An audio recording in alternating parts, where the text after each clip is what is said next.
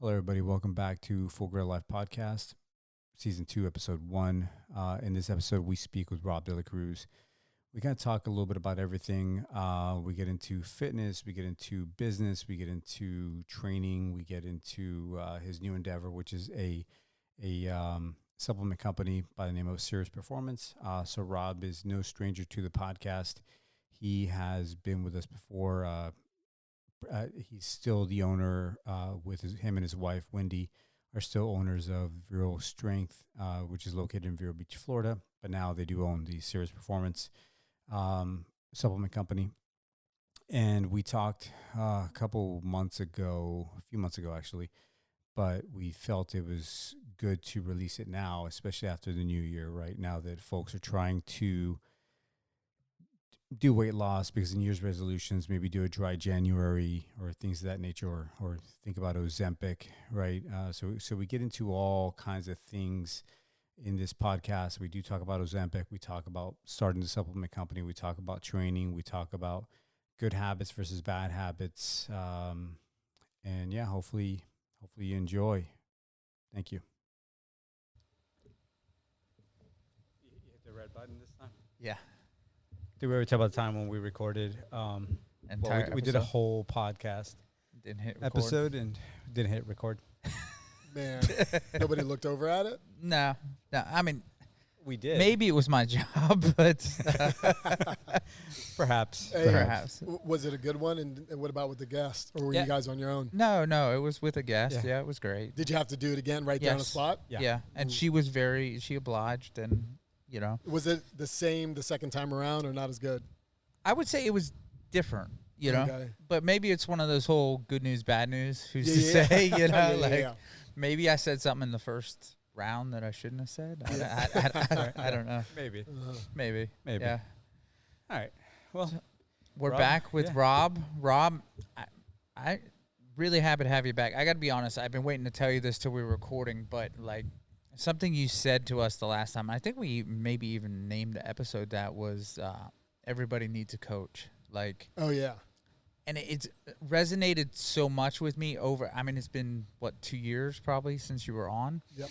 That like I find myself in life, like whenever I come to an obstacle or like I feel like I don't know enough about it, no matter what that is, fitness, real estate, business, whatever it may be, I'm like, I need a coach right now. Like your voice is in the back of my head saying, I need a coach right now. Like I need somebody that's been there before and done this to show me the path that I should be taking, that's made these mistakes before me. Yeah, I'm a firm believer in that.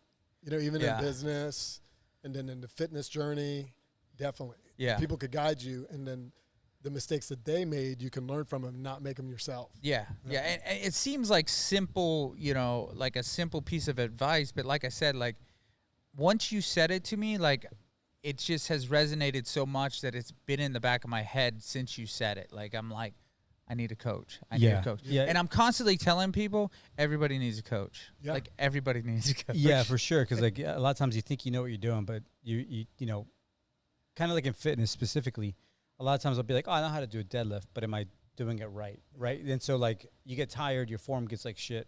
And so initially it'd be nice to have somebody looking at you and making sure that you really are. And like one thing that I read that, because same thing, that same thing resonated with me. And it makes me think of, there's a book that I read, and the foreword was with Arnold Schwarzenegger. And it said basically like standing in the shoulders of giants, where essentially like whether it's your teacher, your a book, a coach, right? Anybody, you're essentially standing in the shoulders of giants by allowing them to guide you, right? And that's the main thing, is like you have to allow yourself to be like, yeah, I'm going to learn. I'm going to, it's okay. Don't take the criticism to heart, right? And yeah, and I love learning from people. I mean, I've always had members that come in here and they've done things and are really interesting, and you talk to them and learn. And we even have one of our members in here. He's a mentor for us in the supplement company. Oh, Yeah, so I'm a mentor for him and like And fitness. the fitness, Yeah. and he's for us in a supplement company. That's awesome. So Yeah. he had a supplement business in the No, past? what or- there's a mentorship group. It's called the VM team, and they're a bunch of former business owners, and some of them are still in industries, and they come together and they give their time for business. You have to be kind of, they vet you a little bit in the beginning, But what they do is they go and they kind of there's like a protocol you go over. They teach you things that they've known and learned and stuff. And he was a former high-level executive with Calvin Klein. Oh, okay. Yeah, so he joined that group a while ago, and he came up to me and said something to me about, hey, you should think about joining it. It could help you. And once we jumped on it, I have a couple of people that are in business, retail, supplement, finance. So you have like a bunch of, a gambit of different people. Oh, That's really awesome. cool. Yeah. But I mean, I guess we already kind of jumped into it. I guess things have changed for you in the last, 2-3 years since we last sat down with you. You started a supplement business? Yeah, so I'm a co-owner in a supplement company called Cirrus Performance on there, and we mostly focus on kind of like holistic performance. So we're trying to bridge the gap between like health and like performance supplements on there. We mostly focus on like herbs and barks and nootropics and adaptogens, which are kind of like a newer terms that are used in the supplement industry a little bit on there. I've tried a nootropic. Yeah. With that? It was Alpha Brain. Dude, it fucked me up. Okay. And we have a nootropic, a really good one. So on it's great. And like their nootropics were the first ones that kind of like really put it on the map. And the problem with some nootropics, and I'm not saying theirs, and some supplements in general, is they put a lot of different things in it. And sometimes it works for some people, and sometimes it doesn't. There's something in it. But you can't tell, like, what do I not feel good on? Right. Because the same thing happened to me with Alpha Brain, but there's a ton of people that Yeah, that loved it. a friend of ours, he took it. Actually, we all bought it. And, because we're cheap or poor, Yes, whatever. so we're like, whatever you want to say, we split a bottle of it, okay? Yeah. However it comes out. yeah, we were like, all right, I think it was like $60 a bottle. So we're like, let's just put in $20, see how it works. And I tried it. It worked great for our other friend. Corey never tried it because of my experience, I think. Yeah, but didn't it give you like, It give you the shits or something? No, I wish it did. I thought, for Because some reason I had in my mind that it gave you like, that, I'll take it. okay. But but in all seriousness, like what ended up happening is like I took it. It almost like it made me like the room was spinning. Yeah. Like, and so I had to like lay down and go to sleep. Yeah. That's the only way I get rid of it. Like I could. It was almost like high blood pressure, but not high blood pressure. It was crazy. Yeah. And it's happened twice. So I was like, let me try it again. Yeah. Maybe it was like an empty stomach type of thing or something. So let me eat some pizza. No, I'm kidding. But I ended up taking it, and yeah, it did the same thing. Well, the things with supplements too is that I try to tell people is that there's going to be a percentage of people. It's kind of like food that it's not going to agree with you. Yeah. Yep. Like some people are allergic to peanuts. Yeah. But Jif's not going to stop making peanut butter. Yeah. You know. Yeah. So the thing is with Alpha Brain, I don't know exactly what's in it, but there's a lot of products, and I've heard that several times. But I've taken a lot of products, way too many over the years, which makes me probably a good person to own a company to try to prevent people from doing too much. But the thing is that I've taken great supplements that other people really liked, and it just didn't agree with me, and I kind of like moved on from there. And it was nothing bad about the product. It just didn't work for me. Yep. On there, we try to keep it to minimum ingredients. On there, we have a nootropic, it's called Focus and stuff. It's got lion's mane, bacoba, and they're all for cognate. And then it's got pine bark and a little bit of caffeine from green coffee bean. Okay. Very minimum ingredients. You feel like real sharp, real clear. Like I love taking it all the time. It's helping me come off of a lot of caffeine. I was taking way too much at periods of time. Okay. Yeah. I'm going to jump in here real quick Yeah. because I've seen a lot of advertisements about so much lion's mane in a product. Yep.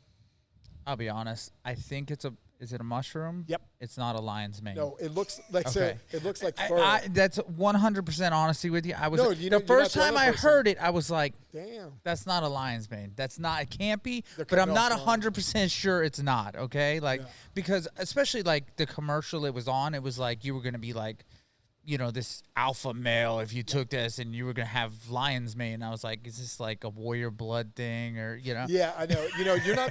I've been asked that quite a bit. Yeah. But what it is, it doesn't look like a flat cap type of mushroom. Uh-huh. It's kind of like almost like looks like furry a little bit. Okay, yeah. Yeah, and lion's mane. So you got like your nootropics and your adaptogens, and your nootropics are kind of like brain food. It's like everything for cognate and thinking and clear, and then you have your adaptogens, and that's for the body to deal with stress. And so those are two kind of newer terms in the supplement industry, but both of them have been around for thousands of years. Yep. A lot of them, they're just been this like seeing popularity recently on there. And they work. A lot of them do work really well.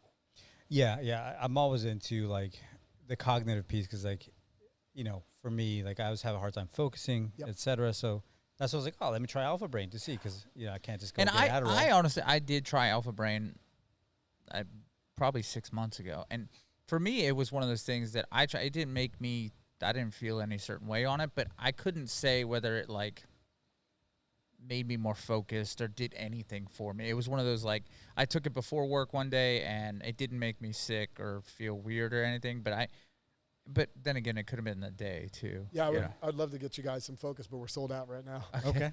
But when we will, I will. Yeah. And stuff on there. Sure. But yeah, like Alpha Brain, they blew up and they kind of like opened up the market for nootropics and stuff like that.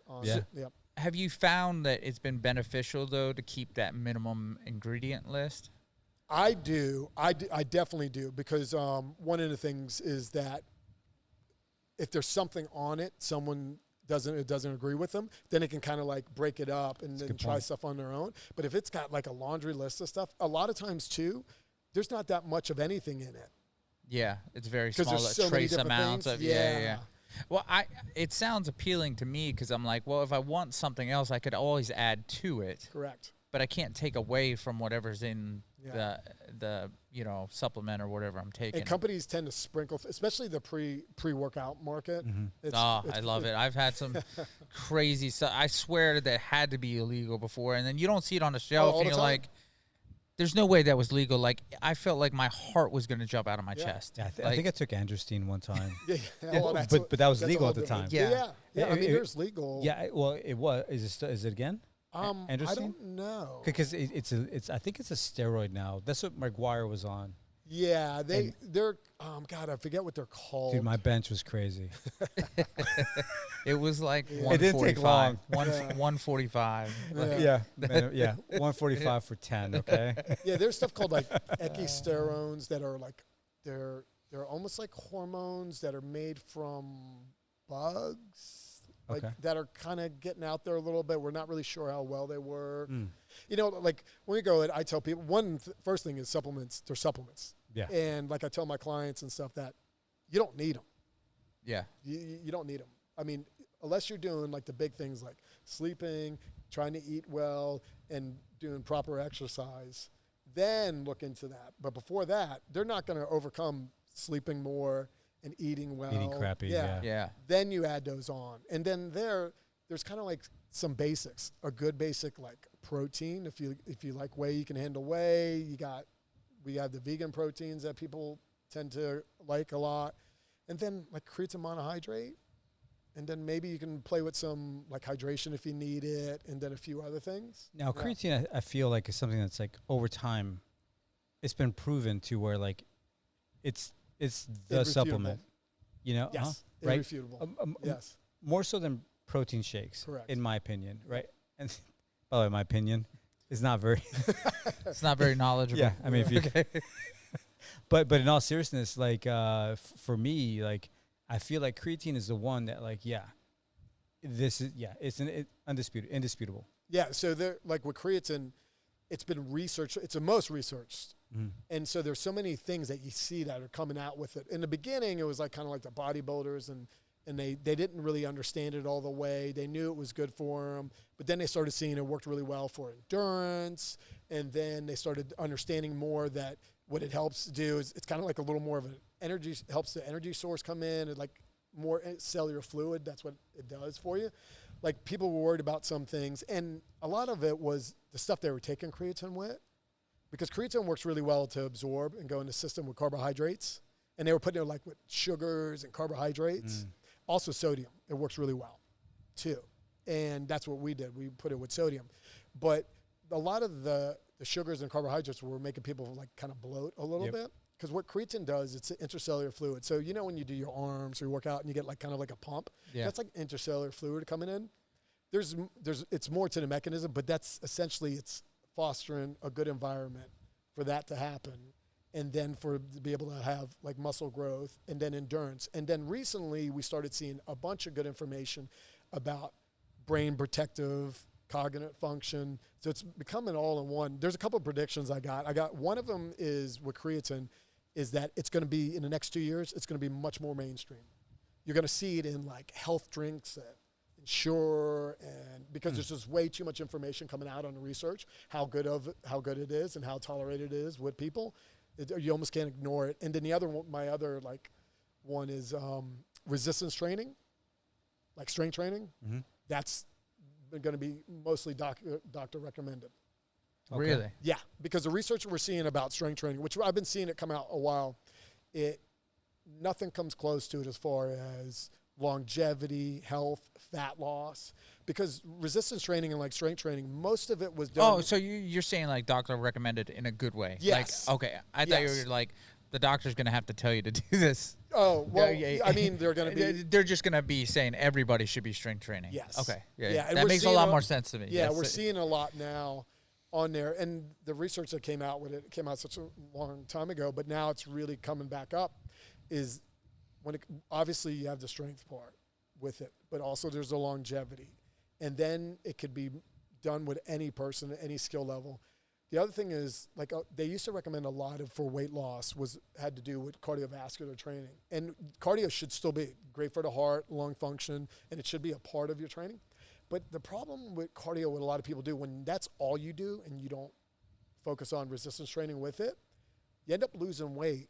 But the majority of the weight you could lose. Yeah. And then they don't take into fact. So a lot of people are using like devices, and you go to your latest kind of like fitness franchise and stuff, and you're seeing like how many calories you're burning and everything. Them things don't equate for adaptation. Yeah. So, I mean, there's people like I work with all the time that they've been doing this type of cardio training or HIIT or whatever it does nonstop for a long period of time. They're very adapted to it. They're not burning many calories. Yeah, their body's used to, that high intensity. And it happens pretty quickly. Yeah. Yeah, I'll tell you, like with my I have a slow heart rate. Yeah, to this day, and I feel like it's from the CrossFit days. it could be. Because I swear, like it's just like it's like sometimes. So like back in the day, probably like 10 years ago, I went to a doc and he's like, "Dude, it's so low." He's like, "I got to send you home with a monitor." Yep. And overnight, so he sent it to me, and it was like in the 30s. Yeah, that's pretty low. Because He's 40s are low. Yeah. And for athletes that are. Yeah. I was like, I'm not that. Not even back then. You know what I mean? Yeah. So I was like, Yeah. I was like, okay. But yeah, it's crazy because like, yeah, that is one thing that I want to talk to you about, because like that is one thing that I do struggle with, is like I could like legitimately I'll eat good for the most part. I'll eat like crap on the weekends for sure. But even like throughout the day, like I'll have like, proteins, like I'll eat like chicken mainly. I'll eat chicken mainly and some fruits, veggies with it throughout the week. And then the weekend Throws it all away. Well, I'll have like maybe I've like one, seen maybe two cheat meals, but throws it all away. Well, it's an energy balance, and it's kind of people's metabolisms, like they don't get broke, and people are like, oh, it's damaged. It's meant to move around a little bit. So in times when there's food around or you're like moving more, it'll become adapted to it. So like when you go, I try to make things simple with people, simplify it, like exercise and then their nutrition as much as I can before you get complex with them. And you try to eat your protein as close as you can in like body weight and good sources. And then you try to stay away from a lot of processed foods. There's nothing wrong with them, is that they just kind of like hijack your system a little bit and end up making you eat more. The thing, like, if you ever eat a lot of meat or steak and you get like the meat sweats, like who hasn't been there? Yeah. You go to some like Brazilian steakhouse, or like. Or a Saturday night. Yeah. Or you go ahead and let's say a whole potato. How many whole potatoes can you eat after like? Right. Yeah. Even like fruit. Probably something that someone can tolerate the most. Are you gonna eat 5 apples? No. Okay. There's palate fatigue that happens. Yeah. So like whole foods create that, the membranes, and you got to digest it. Yeah. So you just get, and you're not gonna if you eat 3 apples, you're not gonna eat an apple again the next day. Like it's. Yeah. But Well, next day I will, but not the same day. Yeah. Yeah. Okay, so now think about the foods that you can just eat all the time. That's a good way to put it, because I So never thought what about did that, they honestly. do to the food for that to be able to happen? Sugar. So yes, the sugars and fats, but there's also like membranes missing that are in food that like when you go to digest, that do things for you that are not in processed foods. Now, processed foods aren't like inherently terrible by any means, because like you can eat them, but you can quickly overeat. Yeah, they don't have that natural part to them that makes you want to stop eating, like you were saying. Yeah, so there was the research they had, and it's pretty big. It's been out there for a little while. They had two groups of people. So they had one eat, like you eat until you're full, processed, and then whole foods. And the processed food people were eating over 500 calories more than them every time. So over time, that just builds up. Now, they switched, same thing happened. Yeah. So it's just more likely to overeat. So when you're eating whole foods, you can pay attention to it, but it's hard to overeat because you just get like full. I'm not saying you can't. Yeah. But processed foods, it's way too easy to overeat. Well, I've always found it easier if I'm trying to stick to a more strict, I say diet, but just a more strict, like living, a healthy living. Just whole foods is easy. On a paleo type diet or something like that I don't really have to think about it. I just don't eat anything that's not meat or vegetables or fruit. I don't really count the calories or like exactly what I'm eating, pay attention to what I'm putting on it, and then that's pretty much it. Yeah, you remember a little while ago where it got real popular about like you can, like if it fits in your macros and people are eating this and they're eating that. Mm-hmm. Like I felt like that kind of caused a lot of issues, and that can definitely be done. The bodybuilders figured it out. You can eat like all these processed foods and have these great like desserts all the time. If it fits in like a certain amount of calorie intake. Yeah. But it just like people then you have to really pay attention to the count constantly. And two is that then you're eating a lot of food that isn't really good for you.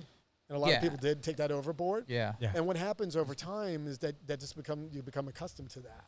And like with any diet, the problem with like diets is that they're like 85 to 90% failure. Yeah. Because what happens is you get on them and you do well, but there's like a means to an end. Yeah. And then you can't wait to stop. So then so many people with their exercise program or their boot camp or whatever it is, and I don't want to pick on boot camps, but like whatever it is, or their diet, there's like a means to an end. So then they think they're going to ride off into the sunset and be good forever. But like all of a sudden they go right back to the same habits. Yeah. And then they end up putting weight right back on. Yeah. So I read a book called Atomic Habits. Yeah. And basically that's he kind of he talks about like if you're a runner, right? How do you make it into a habit? And basically your goal shouldn't be to be a better marathoner, just to be a better runner, right? So essentially like that should be your goal. And so this whole year, like me and my wife have been going back and forth on like dieting, we're like, we should diet. And I flat out refused. I'm like, no, like I don't want to diet. Not to say that I need to lose a lot of weight, but in my opinion, I didn't want to do a diet, like whether it's fasting, whatever. I just didn't want to do it because, to your point, like I feel like I need to figure out a way to make it sustainable for me, because at the end of the day, like I want to have like that same lifestyle forever, right? Yes. So whether it's like cutting back on drinking or eating crappy or whatever it is, like figure that out and then continuously. Problem is I haven't figured it out, but in all seriousness, like that's what I want to figure out. It's like, how do I make it so? Yeah, well, you want to make it simple. So like when we get people come in like they're real gun ho, they're ready for a change, whatever happened, doctor, like whatever it is. You got to make it simple, and it's got to be like smaller steps, and you got to be realistic that the longer it actually takes, the more likely is that it's going to be sustainable. We started. We set a goal on January 1st, New Year's resolution, to walk 1,000 miles. And I wanted to make it something crazy like that because, to the point of the book, you don't want to run a marathon, right? Like that's not the goal, is to become a better runner. Yep. So the goal is to just get out and walk and, get out and do stuff and like start your day off that way and, do that sort of thing. We fell off for like a month and a half, but we're back on and we're on track. We should be able to finish 1,000 miles by the end of the year. Yeah. And that was the goal. It's like 1,000 miles by the end of the year. You keep track of your steps? So I do, but I don't count every step. Yeah. It's like purposeful steps only. So like if I go to the bathroom, I don't count those steps. You know what I'm saying? So like basically I don't wear this all the time. I just wear it like every now and then. And so I'll wear it when I go for my walk, and then typically I take it off. And then if I do something else, maybe I'll put it on again.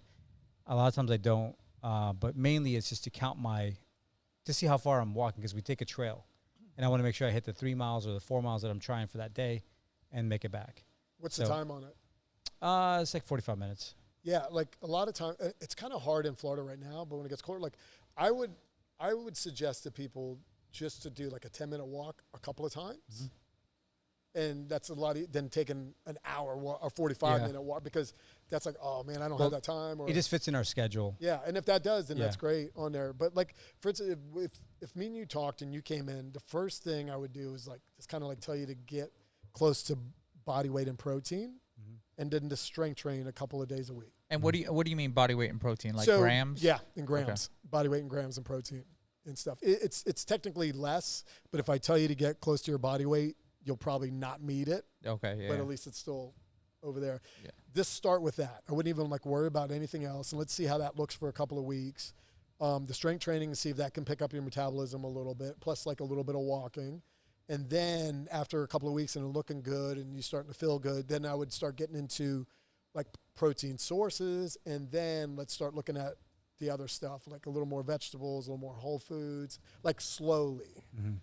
But first the protein. Because if you're eating close to your body weight and protein and grams, and I just let you do whatever, it's still going to be tough to like pack it in, because that's pretty hard to eat. You're close to your body weight and protein. Yeah, no, definitely. That's something I started is like if I have like a breakfast with just like eggs in the morning, if I just eat some eggs, like I typically do well for lunch. Yeah. If I skip that, I can tell that I don't do well for lunch. I'm like, oh. Well, you're already behind, too. Yeah, I like eggs. It's just I need a bunch of them at a time. Yeah. You know, because there's not that much in there. Yeah. So usually I have eggs and then like maybe some ground, like some other type of meat with it, and stuff like that. See? Some meat with it. I'm with you. Larry says it's breakfast without like a meat, and I say you always need some other meat. Well, you'd have to eat a lot of eggs. Yeah, exactly. You gotta have some. Yeah. I before we get too far off though, I got two, and you can answer them if you want, or just say pass, Rob. The two, I guess, fads right now. Are we cold plunging, and how do we feel about Ozempic? Okay, we'll go into both those topics. One is I've tried. I'm gonna forget if I don't get them out of my mouth right now. Okay, so I was gonna talk about Ozempic too, so I'm glad you. We're like all over. I tried cold plunge, and like especially when like I was training really hard and thinking I was competing at one time.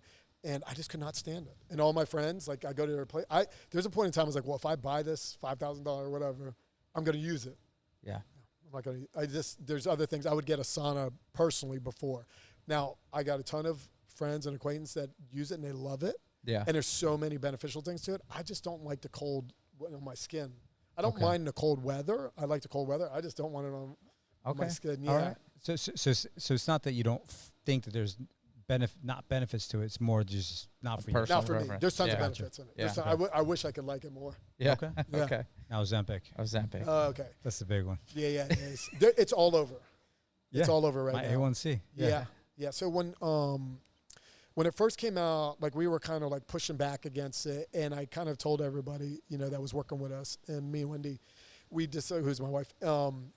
I just kind of made an analogy. Is like, you're not gonna win, because I can tell someone I'm going to give them $1 million, but you're 95% chance you're going to be broke within the next couple of years. Or I can teach you how to work your way to it, but it's going to take a couple of years to even get somewhere. But the likelihood of you going further and having that million or going further, they're going to take the money. Well, not me. Yeah. Well, not me. It's not going to happen. Yeah. So everybody's going to say, I'm only on it for a little bit. And then. Yes. And you think you're going to ride off in the sunset. And it kind of doesn't really work that way. Now, the thing is they're a set of like peptides that are coming out. So peptides are really big right now. Mhm. And so do you guys know about peptides at all? Collagen. No, that's a little different. Like the shake. Yeah, so it is a peptide, but it's a little different than the peptides that you kind of inject or you take for different reasons. So what peptides are, they're amino acids on there, kind of. And so they're kind of like cell signalers. So what they do is they signal your body to do something. Like, for instance, there's peptides that help you heal up. There's called BBC 157. Okay, yeah. And so it will help it'll send signals for like ligaments and tendons to heal up quicker. Dr. Hockey. Yeah, they work really well. So, and there's some that are like kind of like growth hormone. So what they do is they tell your pituitary gland just to produce a little more growth hormone. Now, they will only signal to an optimal where your body, it's not like a hormone where you can go to like super physiological. It'll only go to where you're at. So not like a steroid level. No, and it's not a foreign like hormone that you put in your body where it will suppress yours. It doesn't do that. Okay. On there, they've been out a long time. They've been out since the 40s. They've recently started getting a little more popular. I knew about them like a while ago, but I didn't know as much as I do about them. So those are peptides. Okay. All right, and what they're doing is there's more to it, but I'm gonna kind of like simplify it. They're kind of backing down your hunger on there, which could help like quite a few people on it.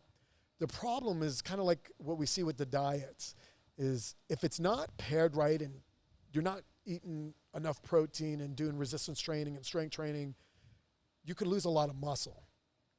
And that's kind of, and I have family members that are on it, actually, a couple for diabetes and one for weight loss. And that was my, I didn't, in all my given knowledge, the internet research that I've done on it, I felt like it could be beneficial for that, like you said, that 5%, if you create good habits while you're on it. Yeah. But you have to commit to creating good habits if you're going to commit to giving yourself the shot. Correct. And I feel like physicians should kind of require, but I don't, it's hard for them to require people that want to take it or go on it to go through a regimen and kind of like work with a coach, or they got to be doing something, or else they're kind of going to set themselves up for later on for like a disaster. Yeah. On it. They haven't been out that long, so we haven't seen that much, but most of the things I'm seeing, like they can be a good tool. Right. There's a couple of things that we're seeing, and I haven't read too much about it out there or even paid attention. Is like, if your calorie intake is already pretty low, like a lot of people have dieted and kind of like moved their metabolism a little bit, and their calorie intake, like sometimes some heavy set people don't eat that much in calories. Yeah. And it doesn't do that much because it doesn't bring it. It's not going to bring it down. But if your calorie intake is high, then it's going to bring down your appetite quite a bit. Yeah. With that, also is when they come off it, I've always seen them have weight gain. Yeah, So but I think a lot of that goes to if you're not forming a good habit while you're on it, you're going to go right back to where you were. And again, I think a lot of that is probably strength training and not just like running cardio or something like that. Yeah, because that will definitely cause, like if you go on it and then you're on a cardio heavy program, you're going to lose a lot of muscle. Yeah. And so if you stop that, you're not going to burn many calories. There's nothing to combat. No. You've got no muscle to burn calories. So your like metabolic rate is less. Yes. I think I read something with Ozempic where like people are losing weight and it's working out for them, like where it's losing weight, but essentially because of how much muscle mass you're actually losing, you're actually fatter. I've had that. And I can definitely see that, but I think that goes into if you're not doing, if you're not strength training, essentially, I feel like, because you got to be building the muscle to take the place of what the calories that you're not putting in your body, and or if anything, you're trying to prevent as much loss as you can. Yes, while you lose the weight. Correct. And like sometimes you're going to lose muscle, but instead of being half muscle, it's just like a little bit percentage of it on there. Yeah, so it's a good point, right? Because like everything's like you're saying is like, what is everything has an end, right? Like I even feel that way with like people who get like the surgery of their stomach, where like they lose a ton of weight, right, initially, but then eventually their habits kick back in. I'll be honest, I've always been kind of skeptical on that too, just because there's so much, and I know it works. I say skeptical. It works for at least a degree, but I'm like, they always go on like that broth diet for like a month, and I'm like, if you just did that, like if you were in such a calorie deficit for a month, like what kind of weight would you have lost without the surgery just being in that big of a calorie deficit? Yeah, I mean, there's definitely like some people that need like medical intervention, but Yeah. you're right. And like I had a client I was talking to, and he did like keto, and which was like, hey, that's fine and stuff. And he told me what he did, and I lost 30 pounds. And then like we got into like what he was eating before. I was like, you just were eating less, because like he was eating a lot of like protein and fats and like whole foods. I'm like, you just ate less. I mean, we could have did it with what you were eating. Yeah. Now I'm all for eating better foods. Yeah. But are you going to stay on that forever? Right. Because if you're not, then we got to figure out how to navigate to get out of it. Yes. If you're not going to, and honestly, you're not going to stay in a deficit forever. No. I mean, there's no way it's good for your body to stay in a deficit forever. No.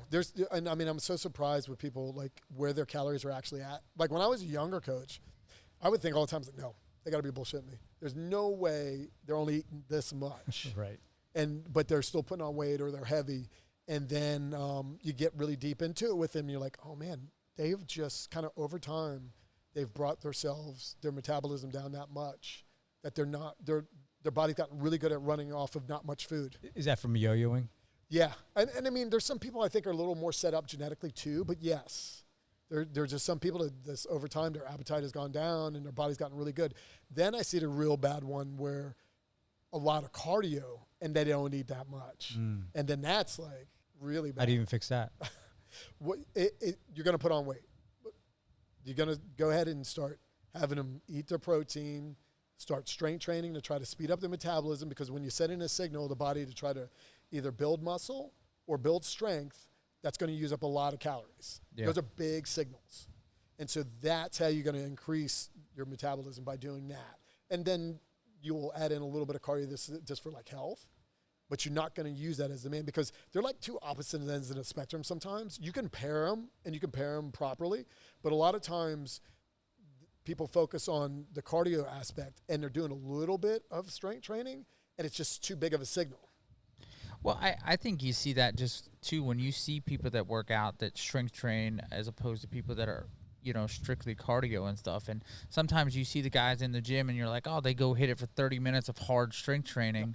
Yeah. And it's like, how do they maintain that body or that physique? And you're like, meanwhile, I'm running for an hour and a half a day out here, like not losing any weight. So it's kind of funny. So with cardio, the better you get at it, the more you got to do to see results. Yeah. Yes. With strength training, it's not the same.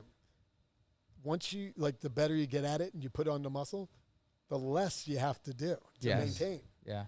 There was a good research that's out there. It's they wanted to see how much do people have to do to maintain the muscle that they built. It was like less than 10% of what it took to get there. Yeah. So once you're like getting yourself at a certain like spot, it's pretty easy to maintain. And also people, like, through the year, you're going to run into life. And I tell people, and they're like, oh, I'm just only able to make it to the gym once or twice a week. That could be more than enough to maintain for a long time. Yeah. Yeah. For a long time. Yeah, and that's one or two more than a lot of people. Yeah. Yeah. and just keeping yourself in that cycle somewhat is going to keep you going back. Yeah, you'd be surprised, like, just showing up once, Yeah. Yes. what it would do. Yeah, for you because to get past. it keeps it on your mind. You're like, then when you don't go for a month, you're like, oh, I got stuff that came up this month too, and stuff that came up. And also, it's like it keeps on sending a signal for your body to want to have that muscle on it in the strength. Yes. But if you don't send any signal, it's eventually not going to need it. Yeah. Because like having muscle is really expensive.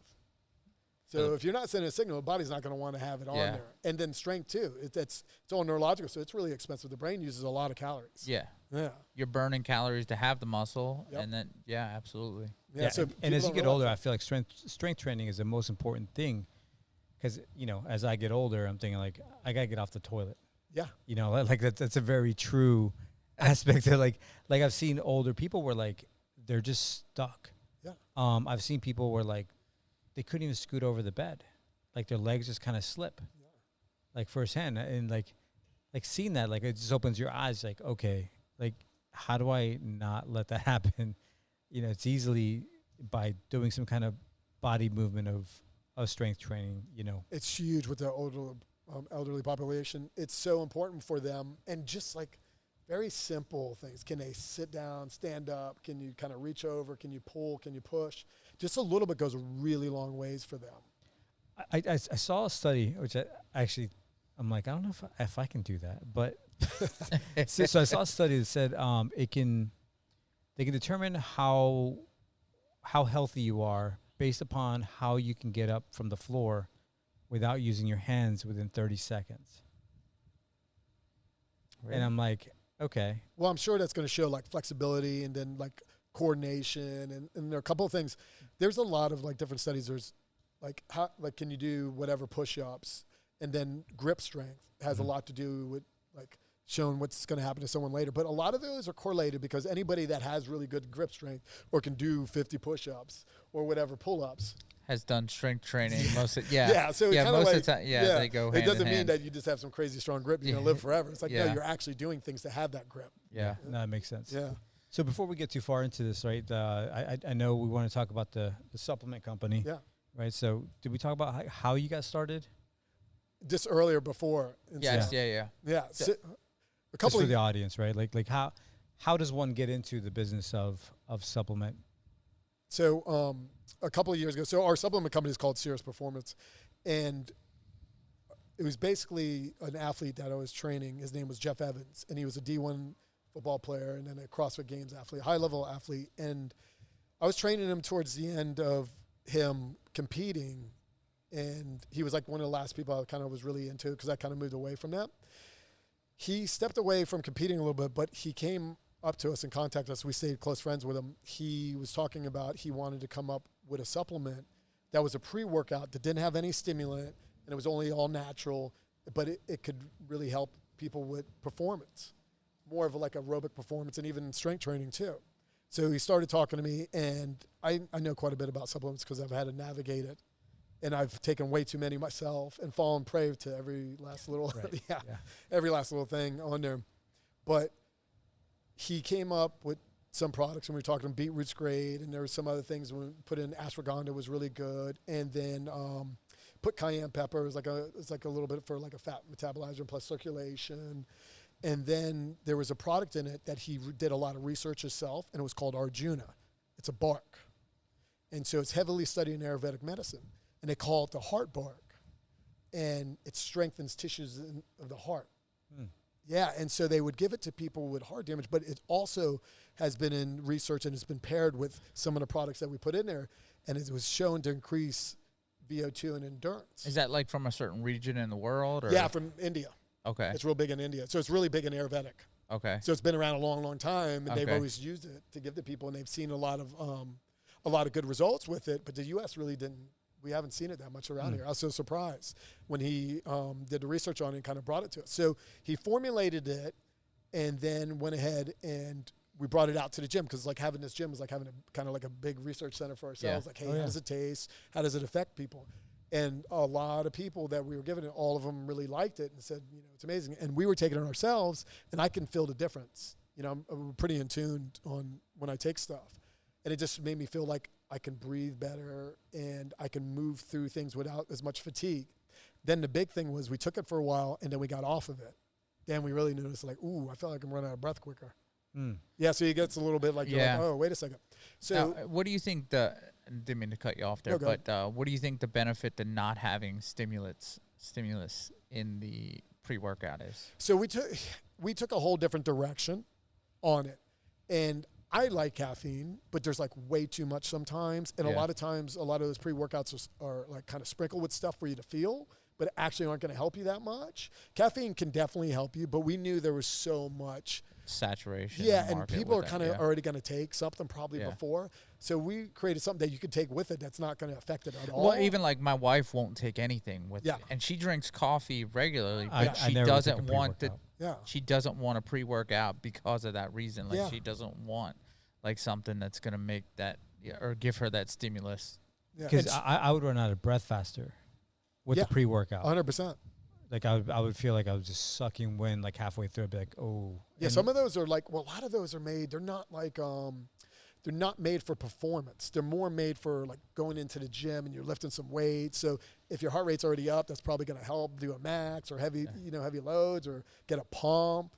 But they're sprinkled with so much stuff, so they're kind of like not very good for you. And everywhere it's plagued with like too much caffeine, and you don't realize like how much you're taking over the day. And which I like caffeine, but 75 to 150 to 200 is about as high as you want to go within the day. Yeah, you know, I probably get that one from one energy drink. Yeah, and I mean, and at times I've gone up really high on it, and known like, oh man, I got to come off of it. I'm taking too much. But so he was involved with a couple other people. We were just kind of helping him put it together. And then what happened was something fell through, and we asked him if we can step in, and he didn't realize we wanted to be involved. And he said, I'd love to have you involved. And he's like, you guys helped me put it together. And so then we put it together, and we launched it about 2.5 years ago when our first product was called Flow. And we had just that a while ago. And it's kind of funny, like when you talk about a story, is we show up to, like, it was a CrossFit competition. We have our little, like, Walmart tent, brown tent. I have this little dropper that I'm dropping into people's mouths and telling them it's going to help them, convincing them, talking about the science. And people would take it, and then they would come back and buy it. And so I was like, you know what? We really have something here. Yeah. Yeah, and so then that was kind of like our launch. We kind of grew from there. We had one product for a long time, and then we brought in another product, which was Nootropic, which was Focus. It's a real good one. It's only got 4 products in it. And then we kind of brought on our REM, which is our sleep product. Doesn't have melatonin. It has the magnolia bark is the main thing in it. There's like reishi and there's lavender and a couple other things. But the magnolia bark is a little different. Try that. Yeah, because it's not melatonin is like a hormone that's on the opposite side of the spectrum. It's a little more, it has to do with like the GABA receptor. It puts you in a deeper sleep. And what I really like with it is that when I wake up and we have to go to the restroom because we're getting older and we can't last all night, is that I can fall right back to sleep and go right back into a deep sleep. Because sometimes with like melatonin or some other melatonin never really worked for me. I worked midnights for 16 years, and I tried taking melatonin during the day, and it could have been just my body was so jacked up from nights staying up at night, till 8 in the morning for, so many years. But I would try taking melatonin on my days off, and it just never did anything for me, I felt like. Yeah, for some people it doesn't work. Other people it's really groggy. And then some people love it. And people that tell me that they say, I really like it, I take it all the time, then I see that the REM product doesn't really work for them. But for people that don't like it, I tell them to try it. It usually works really well for them. And there's also another one called something Z. Yeah, like Z. It's NyQuil's version of the sleep. No. It's a supplement. There was one, but yeah, melatonin doesn't work on me either. What it does is when I finally fall asleep, it'll like give me like dreams, like hard dreams. Yeah. Oh, so you're getting like a real deep REM sleep. Yes. But then you wake up and you probably come out of it, or no? Yeah. That's why I'm interested in it, because like I said, I feel like even today, I work a regular schedule now, and I have been for 3-4 years now. I guess 3 years, but I still don't sleep right to this day. Sleep is important. And I try, and I know how important it is. Just your overall health and longevity in life in general, I feel like. But, and I try like, I need to put down the screen or read, and it just, my wife knows, like, I will pitch black room, toss and turn in that bed for 3-4 hours. Do you use blue blockers at all? On this, like, for like the glasses that like block a lot of the blue light? No, I don't. Yeah, they have like, some of them are clear lenses, but I kind of like the ones with the orange lens on there. And because you almost want to kind of like have almost a ritual for sleep. Yeah. And you take whatever you're going to take, if you're going to take something for sleep, but you want to go ahead and like kind of start calming down. And I mean, I like to watch TV before I go to sleep, but you put those glasses on and you'll start to feel drowsy. I need to check that out. Yeah, I mean, even during the day, like sometimes when I was working in the morning really early and I wanted to be able to take a nap, I would put them on, put me right to sleep, because it blocks a lot of the blue light out, and it helps like your body calm down. Okay. Yeah, those help a lot. I've heard the sauna helps a lot too. Yeah, it can help. Yeah. It definitely can help. But I noticed those glasses the most, because during the day if I put them on, I'll take a nap. Oh, that's really nice. quick. Yeah. Let me ask you this, Cirrus. Yes. Is there a reason for the name, or? Yeah, so Cirrus is a bull. It's a Greek myth, and it was a bull that was kind of like wild and strong, and that's kind of like to do with Jeff. There's a lot more behind it, but it's a Greek mythology. Okay. And stuff. Okay. And it works perfect with us. So you have the REM. Yep. You have the Flow. Flow is the one that put us on the map. We have REM, and then we have the Nootropic Focus, and then we came out with a creatine monohydrate. That's an electrolyte formula. So it's got sodium, potassium, magnesium in it, and then coconut water powder, and then 5 grams of creatine monohydrate. And the reason why we did that was when we wanted to formulate creatine. Obviously creatine's big right now, and I always saw something when I was younger. Creatine monohydrate used to be taken with sugars and dextrose, like I was talking about. There was something called Celtec a long time ago that I used to take, and it was good, but I didn't like all the carbohydrate and sugar that was with it. And there was a study that came out with sodium on it. So when we were formulating it, we were trying to enhance the absorption of the creatine. So I was trying to kind of make the creatine better, but it ended up being a really good hydration formula in the end. To be honest, by the time we were done formulating and we were working with the people at the manufacturer and they were making some suggestions, because they have like formulators and stuff there when you work with them, and we were going back and forth. And then after we put a couple of things in it, and I looked and I was like, oh wait, this is like a really good hydration formula. Well, yeah, I was going to say with the coconut the coconut water powder and the sodium, it's got to be crazy high in electrolytes. Yeah, and so we went with 1,000 milligrams of sodium in it. But, the recommended dose of sodium from the government is like 2,500. Okay. All right, which is kind of really low. It's more like around 4,000. But to be honest, like if you're eating a lot of processed foods, you're getting a lot of bad sodium in it. Like you're getting a lot of bad. They're probably like trying to like watch yourselves. But if people exercise and you eat mostly whole foods, you're up quite a bit. 4 to 7 is where athletes are going to be at because they're losing so much. Yeah, I mean, that's why the electrolyte is one of them. So when you're losing so much sodium, when you're sweating, like running or working out, absolutely. Or even just working outside, right? Correct. Yeah. It's especially in the summer. In the summer, it's hot. Yeah. So that was the last one we came out with, and then we're trying to come out with collagen, colostrum, and cordyceps, which is still a little bit of ways away. We'll see when we can. We already formulated it, but kind of launching a new product, it kind of takes a little while. Now with the collagen, like, do you find that to be important? Yeah, I do. It's not a good protein source at all. Like I don't believe it to be a good protein source at all, but I do see a big difference with like health and like nails and hair. But you see all that, but also one thing with collagen is that ligaments and tendon strength. That's real big. Yes, that's what I'm hearing. I see that a lot. Now, you can get it from whey too, to be honest with you. Like the amino acid profile in whey proteins, like would build up that too. But I see collagen in a lot of the people like I follow that are experts in injuries and stuff. They're big on taking it. Is there? Yeah. Now, so, go ahead. Are you just selling all this stuff in your gym, or where else are you No, at? we're mostly e-commerce. Okay. Yeah. So No, I mean, I do website. sell it here, and then I'll show you guys like when we go to leave. It's just like a little bit. There's some people in the gym that don't know I own that company, but we don't really like push supplements like that. Which is cool. Yeah. Okay. Yeah. So you're not like, hey, take it or. Yeah, because Or when we got into it, I was like, you know what? This is because me and Wendy were looking like to get into something else. The gym's doing really well, and we were happy with it. And we weren't sure what we were going to do. And then when this came up, and we were close with Jeff, and we believed in him, and that I'm like, wait a second, this is a good match. I already know quite a bit about it. Yeah. Not the business part, but I knew quite a bit about like what supplements to navigate and watch out for clients to take on there. And like I said, I've fallen prey to so much. There's been times I forget some. I remember a time when there was all the rage was the weight gainers. Okay, yeah. Like the high calorie intake weight gainers. And so I got a weight gainer, and it was like 1,500. I'm like, oh, I'm going to get huge, taking 1,500 calories in a shake. Yeah. And then all of a sudden 3,000 comes out. I'm like, oh, wait, I'm at 3,000. Yeah. And then all of a sudden it's like from the same brand, and I open it up. I was like, oh, wait, it's exactly the same thing. The scooper's this bigger. Kind of bullshit. I was like, what the hell? So like you start following, you like start like understand like, all right, this is what these guys see where the snake do. oil's at a little bit more. Yeah, and so like when we put these supplements together, I'm putting supplements together that I would tell my clients to take, and I would not tell them to take anything that is not going to be beneficial for them, else they wouldn't be my clients anymore. Yeah. You know, for instance, with the whole hydration is really big right now on there.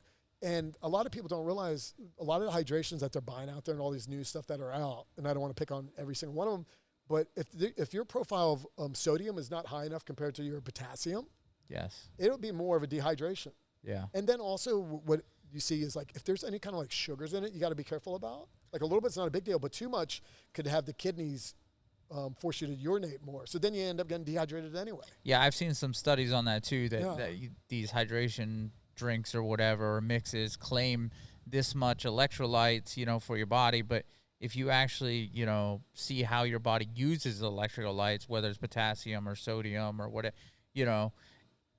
other hydration products are actually better because they're more apt to how you lose it, Yeah, not just putting it in there to say it's in there, because it's not actually how your body works. Yeah, correct. And a lot of it has to do with the taste. And some people that's like the biggest thing in the supplement and in like the fitness in the gym is they're just kind of misinformed because by the information that is getting bombarded to them, and they don't know like what to think or what to pick or use on there. And with like when it comes to with the sodium, a lot of times is the more sodium, then it kind of doesn't taste good to people. I gotcha. Yeah. So it's something that pushes back, and then they'll end up just putting something, carbohydrates or sugar or something on top of it to try and mask it. Yeah, and I see like they're riding it home all the way to the bank. Some of the people, Yeah. Well, as we were discussing before, we started recording, is there's so much snake oil out there in the industry that it's like, it's hard to navigate because like even like fish oil, right? Everybody will like back in the day, people would be like, "Oh, fish oil! Like you got to take fish oil. You got to take fish oil." So then you see fish oil, and like some of it's really expensive, but then some of it's really cheap. So then, being the cheap guy, you're like, "Oh yeah, I'm gonna go ahead and just get this one. It's the same thing, right? It's giving me the same blah blah blah." But then like you find out later on that there's studies coming out that they're just putting in like crappy oil, and so then it's actually doing harm to you rather than helping you out. So it's like you have to. I think it's one of the episodes that we had with you is read the label, right? Yeah. You got to be informed, and you want to look companies up. Like we go and our creatine and our flow are third-party tested, informed sport. So that lets athletes know, like, hey, there's not like things in it that are not supposed to be. So it's kind of like an insurance policy, and it's pretty expensive to do that. Not many companies do that on there, but it's also like you kind of get what you pay for a lot of times. Mm-hmm. It's rarely that it's going to be really cheap and really good. Yeah. Because it's just more expensive to use better products. Yes, So when we're like working with the manufacturer, there's like tiers of like products that you work with. Yeah. You can get cheaper, or you can kind of sprinkle things in and it doesn't have very much of what's in there at all. I gotcha. So it's like a drug dealer. Like just, they're cut it. Cut it. Step on it. You can definitely cut it. And I mean, they're stepping on it. There's always like they say like research doses of stuff, and sometimes like, yes, you do want to look for that. It's like, hey, is this a research dose? But there's other times that are two things together can have a synergistic effect that causes them to be actually more powerful, that you kind of watch out. Like if you like throw like rhodiola in with a couple of other things, and then you got some caffeine or whatever, alpha brain like has too many things in it, it can cause an issue on there. So you got to kind of be careful with that too. Well, I think what you were saying when you first started talking about it too is to remember that it is a supplement. If you're not getting other stuff right, it's not a magic pill that's going to, just solve all your problems or make you skinny overnight or whatever. But like, I can definitely see the benefit to them when you're starting to get things in line for sure. Yeah. And there's definitely like a population that are going to be a percentage of non-responders. They just don't respond to like creatine, or like protein shakes don't agree with them, or it just is what it is with that. Now, what do you think about like, and maybe, and you can pass on this, but like let's say like some of the brands that'll partner up with like a Skittles or somebody to like, to make it taste like that, right? And essentially, because taste is going to be a factor. Taste is definitely a factor. And so, like a lot of these brands, and they're pretty popular, and they're coming out with these great flavors, and people that are in the industry. By the way, I got suckered into it, so. And so, the taste is a big factor, and it is even with us. Like when you're a little more like, I guess I would say on like the holistic side, a lot of those people, the taste is not as big as a factor. No, they chew on the bark, right? Yeah.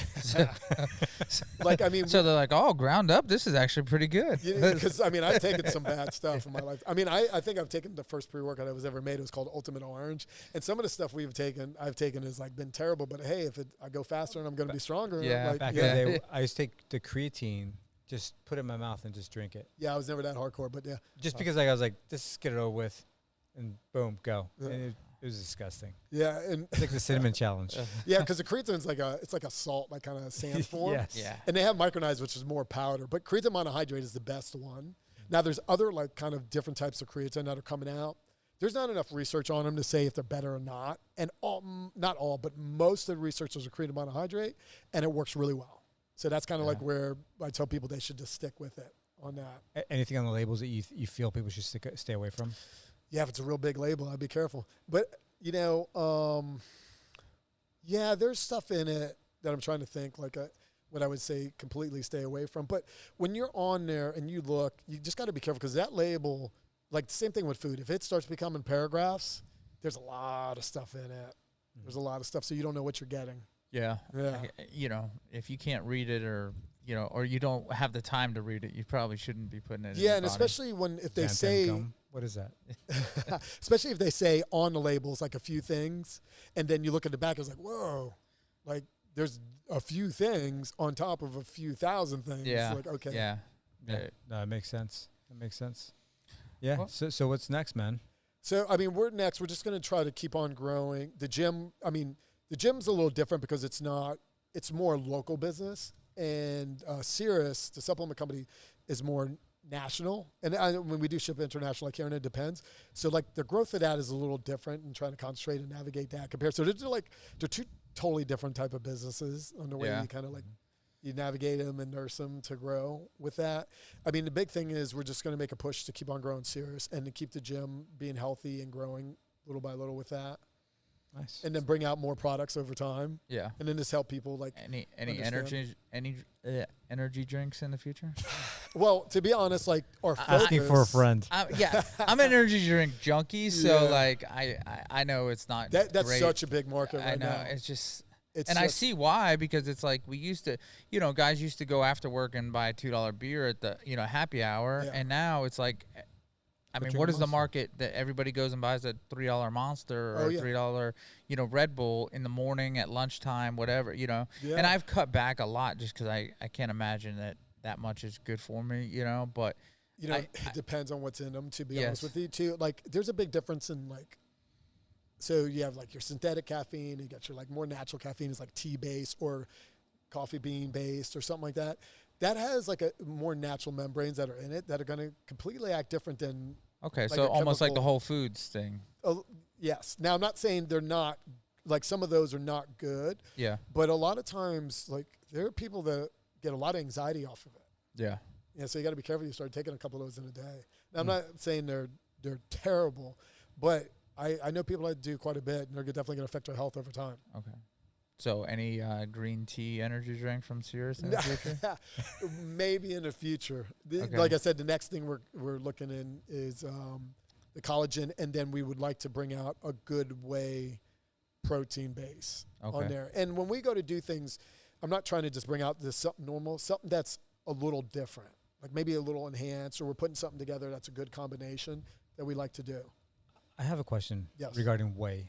Yeah. And you may not know this answer because it's like a very random question. But we just, as I mentioned, we recently just bought a protein because, we're like on about, we're like, we should just try it. If we need something quick, we'll just have a drink with almond milk or whatever and call it a day. But when I opened it up, I feel like whey always smells the same. It has like a distinct... I don't know how to describe it. Well, it's come from dairy and like cheese. whey. Yeah. I know what smell you're talking about, absolutely. Yeah. But it does. But I think it depends on the manufacturer too, and also like we're looking at things like lactose free because like whey can upset some people's stomach, and especially as they get older too. Like if they can take too much of it. We're looking at like quite a few options. There's some companies that have really good clean whey that is easy to digest, and then other companies it's gonna like it gets to you a little bit on there. And like when you look on the back, you want like a whey isolate is usually the best. And then they're hydrolyzed and so the way they kind of process it. Yeah. Okay. So quality. Yeah. So not like a big bag that you got for $10 from Costco. So cheap's not good? No. Like I said. I feel like that's what we're getting out of this. Is like cheap's not good, guys. Yeah, the $10 Costco bag of whay protein is probably not the premier product for your body. But it tastes like Skittles, so it's always good. Yeah, absolutely. Rob, we appreciate you coming back on, man. It's been a pleasure for sure. Well, I hope I answered like as many questions as you guys. Well, I mean, I tried to stump you as much as possible. So I think. So far, I did actually. You have a sauna? You use a sauna? No, I don't. But that would probably be the one that I would use. And I thought it was like, okay, if I get a sauna and then like I jump in a sauna and you're really hot and you go into cold tub, and I was like, I'm just not going to do it. Because what was happening was a friend of mine was telling me, it's like, why don't you just like start taking cold showers? Yeah. Couldn't stand it. No. Yeah. I feel like I'd rather just jump in the cold plunge than. Have you ever done it? No. Oh man. Yeah. A cold plunge. Well, so after we ran all right. So me and Corey did a marathon. Yep. A couple years ago. Horribly. Yeah. We did it. I don't know if we told you about that. Yeah, I remember that, and I knew it was a bad idea back then. But yes. Yeah, I think we had you on right before we said we're training for 5 weeks. Yeah, I think you're right. To run a marathon. And your training was minimal, if I remember correctly. Yes, 5 weeks. Yeah. And then I got food poisoning, so it was more like 4 weeks. Yeah, my knee kept on ballooning up. Yeah, this one. It was talking to you. Yeah. Well, it just does that because I think I have an IT band. Yeah.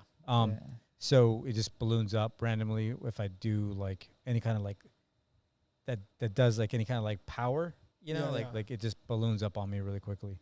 But so the moment I tried to run long, it was like, oh no, hey, I'm still here, fella. But when we did the marathon, after that, I got home, filled up my tub, threw a bunch of ice in it, like probably like 5 bags. And I jumped in, and it sucked, but it was fine. But I have tried a cold shower, and like the first like 30 seconds is the worst because like the moment you jump in, you're like, oh yeah, because like you can't like control it because like once it hits your back, you're like, oh shit.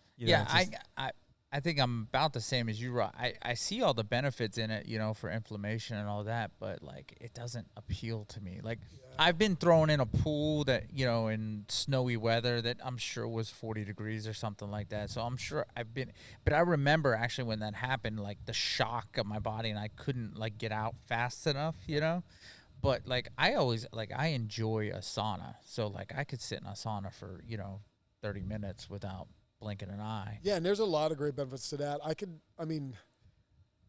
The cold tub sounds great in theory, but some people just don't react really well to the cold. Yes. I love it, like it, but I just don't at all on there. Rob, I really love this big ass fan. Oh yeah, dude, we got a couple of them up in here. Like, does it ever get hot in here? It does. They move air, but then they can become like big hair dryers. Oh yeah, then just moving hot air around. Yeah, it does, but they work well. But you tell your clients not to complain though, right? No, a lot of people like to open air gym, and it was advantage like when the whole COVID thing was happening and stuff. But a lot of the year it's really nice in here, and then a little bit it gets a little warm. But they're in here for like an hour. They work out and they go. Yeah, I'll be honest. I mean, we're the hottest part of the summer. It's probably a little cooler tonight, not much. I mean, it feels nice in here. It feels good. Today is really nice. Yeah, I'm like, oh man, wish we had a cigar. Yeah, I could sit here smoke a cigar. Like, yeah. But one thing I want to touch on when you're talking about running, like you were talking about that book, I think more people need to practice the movement of things, like practice running. Yeah. Before they just go running. Yes. I see it so much. Yeah. Even myself, like you can't just go. Like there becomes a point in age where you can't just go and do something. You got to kind of like practice it and then work your way into it. And it's a lot safer because we see a lot of injuries. I deal with a lot of injuries and stuff. We'll see that people come in, they did something, and a lot of it's all out. It's rare. Like I almost never see them. You almost never see them in a gym. What happens is a lot of people, they're doing things and they just go like, I just decided to run today 6 miles, or they don't do that much and they never do any kind of reactive training. And then, for instance, they're walking across the street and a car's coming by faster and they go to take off and then something pops on there. So there's ways to prevent a lot of that. Yeah. I think that probably has a lot to do with mobility, I would assume. It does, but there's also like when you train reactive, like if you just strength train, that's going to help. But like jumping and like plyometrics and doing different things will strengthen ligaments and tendons and also have your body used to moving quickly. Because one thing with the injuries that we were going to talk about is what I see, and this is something like I've dealt with a lot, and I tried to do like a lot of self-research on, is as we get older, we're still can produce a lot of power. There's power lifters that go ahead and they can break records pretty late in life, but your tendons and ligaments and muscles, they're not as pliable. There's like micro tears and damage over time. Okay, yeah. And then so you can still apply a lot of force, but your body can't tolerate it. And I see it a lot. Now there's ways to kind of mitigate that by doing reactor training and proper isometrics and stuff to help with that, but not many people do. Okay. So and taking your, what would you say, peptides for the tendons, right? Yeah. So BPC 157, I tell a lot of people to look into that all the time.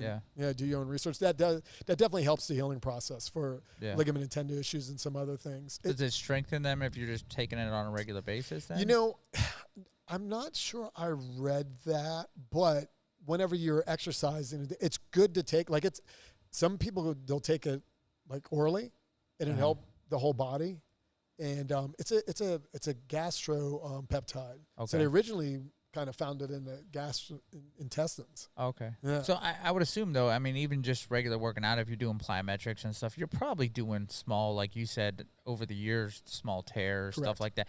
Not necessarily something that's going to put you down, but if you had something to help supplement getting that better as you're doing it, I'm sure is a better way to go about things. Yeah, and like the way I always like with the BPC, if you got a tweak, and especially when you get older, like when you're younger, that tweak is, I don't know, a day. Yeah. When you get older, all of a sudden it's like a week to a month. Yeah. You're like, it could just like cut that down a little bit for you on there. On some things with that.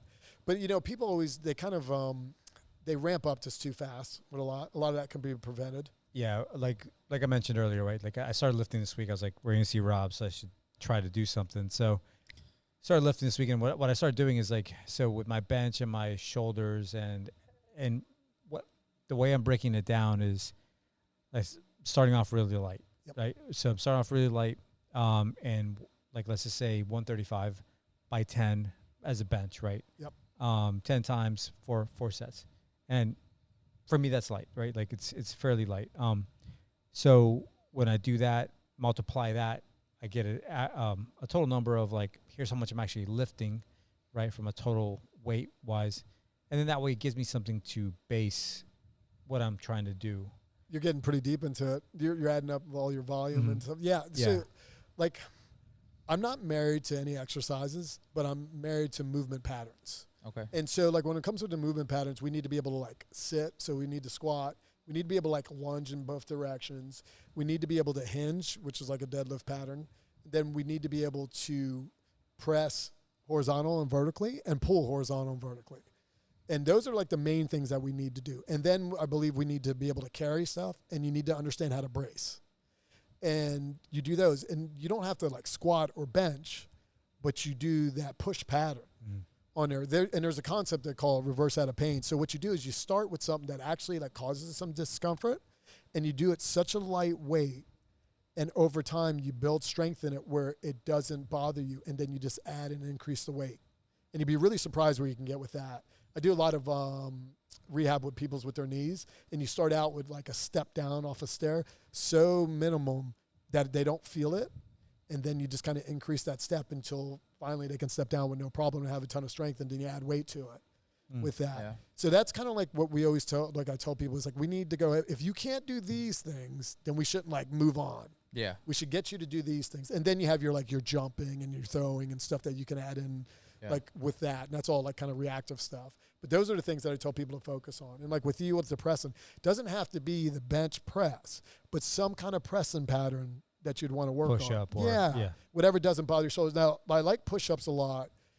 I do way more like push-ups and like because the scap's free and the bench pinches it down so it can put the shoulders in like a little bit of compromised position. But I do like the bench press. I just don't do that much of it anymore. And stuff. But if you kind of like think of it that way, like start really light and then increase over time, it goes from there. Plus there's like other things you can do, like isometrics, like pushing against something for periods of time that can really like activate everything and then send signals for like tissue to get to heal up. Okay. As always, Rob, we appreciate it for sure. Yeah, your wealth of knowledge, my friend. Yes. Oh, thank you, guys. Yeah, and sounds like things are going good, man, with the Cirrus. And so, yeah, what's the website that they can go? So they go to cirrusperformance.com. Okay. And then we're on there, and all our research and products are on there. And then the gym is Vero Strength. Yeah. Now, what if people want to get workouts online? Like, obviously, not everybody lives in Vero Beach, Florida. So, what would you recommend? What do you know of anything that you would recommend off the top of your head? I know you're pretty detailed in your stuff, but do you know anybody that you would be like, oh, here's a way to get healthy? Yeah. So there are some good people, and like the influencer thing is kind of crazy because you don't know like who's good and who's not. Before we, yeah.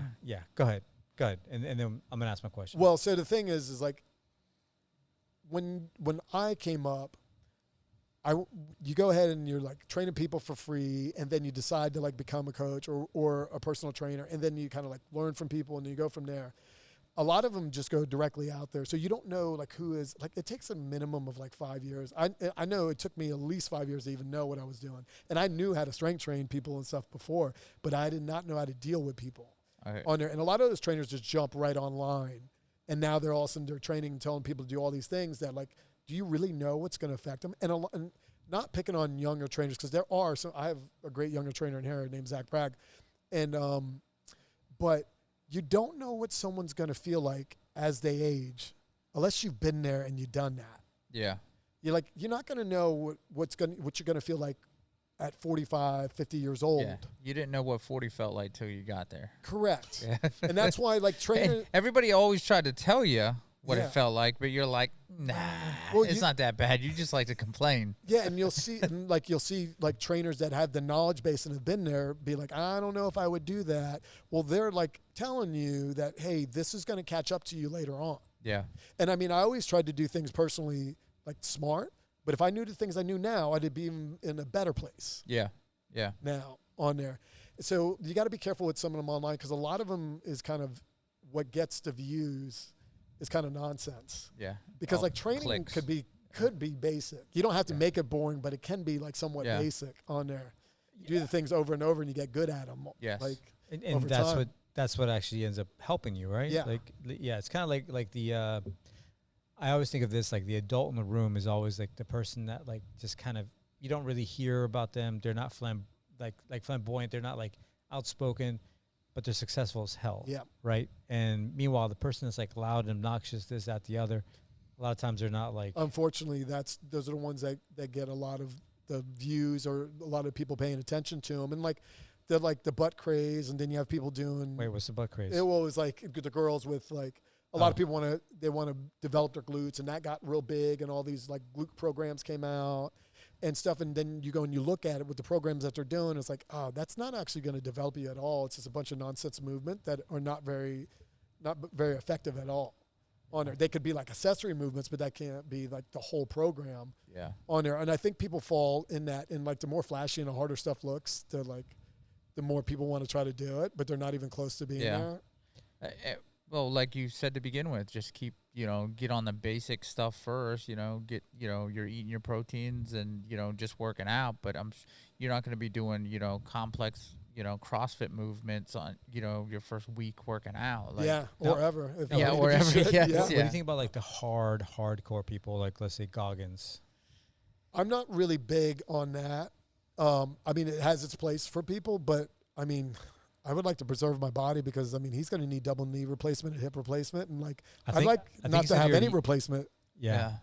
No, so I mean, he already needed it. Yeah. So there's something to be. I mean, listen. Obviously, he's done it, but like when I'm with people, I don't want them to wear themselves out. Yeah. I mean, I've had members for going over 14 years that I want to keep them going. Yeah. Yeah. I think there's a lot to be said, and I mean, Goggins is probably a different animal on his own, and there's always going to be that 0.001% of the class that's just complete, freaks, animals, for lack of a better word. But like the rest, the 99.999% of us really want longevity and don't want the replacements and want a quality of life issue, once you get to 50, 60, 70 years old, be able to still get up off the toilet, maybe play with your grandchildren. Yes. That's like the you know, like that sort of scenario. Yeah, well, a lot of people think more is better, and it's not. It's like better is better. I mean, when you mean by when you say that, it's like smarter programming, like smarter approaches are better. Yeah. And a lot of times it doesn't have to be as much as people think. Yeah. If it was just like smarter programs written for them. Yes. And there's some good guys online, but you got to know what you're looking for. But they all the good people kind of say the same things. Yeah. And like you said, it's not as flashy. It's not, you know. Yeah.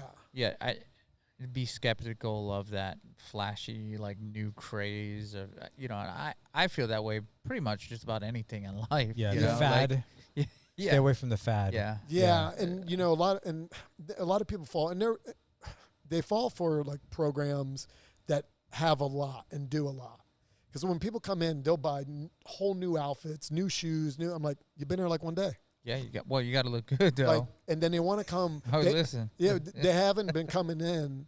They haven't been doing much, but they want to do 5 days a week. I'm like, you got nowhere to go but backwards. So start with 1 day a week or 2 days a week, and then go from there. And like, let's do that for weeks in a row. And if you can be consistent, then add more and more. Because too many people just kind of jump on it right away because they want to change and they want to change right away. So they want to jump all the way in, but they're never going to sustain that. We run into that all the time. It's like the diet. 100%. It's the same. It goes hand in hand. You got to build a habit. Yeah. But also, when you're doing this for a long time, you recognize people. And that's the thing that I learned the most. I knew how to train people somewhat when I was younger, but now it's like I recognize the patterns and their habits. See, and the personalities. So you probably know when they come in the door. You're like right away. I know it's like, can we navigate them away from this? Okay. You know, or can we navigate them towards something? Yeah. Like, do you got a board in the back, like putting odds? See, I'm too big of a gambler for that, Rob. I'd have odds on the board. Like everybody's got to put in. Like Larry just walked in, guys. You know, 30-1. I'm paying 30-1 on Larry, not making it. I like to be wrong. But unfortunately, I'm right a lot of times. Yeah. You know, and it's the personalities you tend to recognize on there, and you can see where they're gonna go and what they're doing, and then if they're gonna get frustrated because they have unrealistic like ideas in their head on how things are gonna work. Yeah. On there, and things are not moving fast enough. Yeah. I mean, I think we all kind of can get there at some point with some aspect of our lives, you know. No matter what it might be, whether it's, you know, education or gym or business or, you know, we want immediate results for everything. Oh, I get it. We want it tomorrow, you know? Yeah. So, yeah. The good thing's you have to wait. Yes. Right? Like, if you want to buy a house, like you can't do it tomorrow. Yeah. It just takes time. Yeah. Everything One takes step time. at a time. Yeah. So to answer your question, there are good people online. I would look at some of the people that you might be following on there and seeing what they're saying. And they should all like say, first of all, is like, are they talking about like the fundamental movements of what people should do? And then are they not that flashy? And they're telling you like, hey, mostly whole foods. And then, you know, they all almost say the same thing. They have a little bit of different opinions, but they all the coaches been around a long time. They're very similar. Yeah. Yeah. It's good advice for sure. All right. I think with that, Rob. For real this now time. We're done. Now we're done. I mean, you know, something else might pop up. Yeah. Yeah. Rob, we really appreciate you. Yeah, Oh, thank for you, sure, guys. man. Yeah. All right. Thanks for kicking us off, man. Season 2. Absolutely. Yeah. Excited. All right, guys. Thanks. Bye.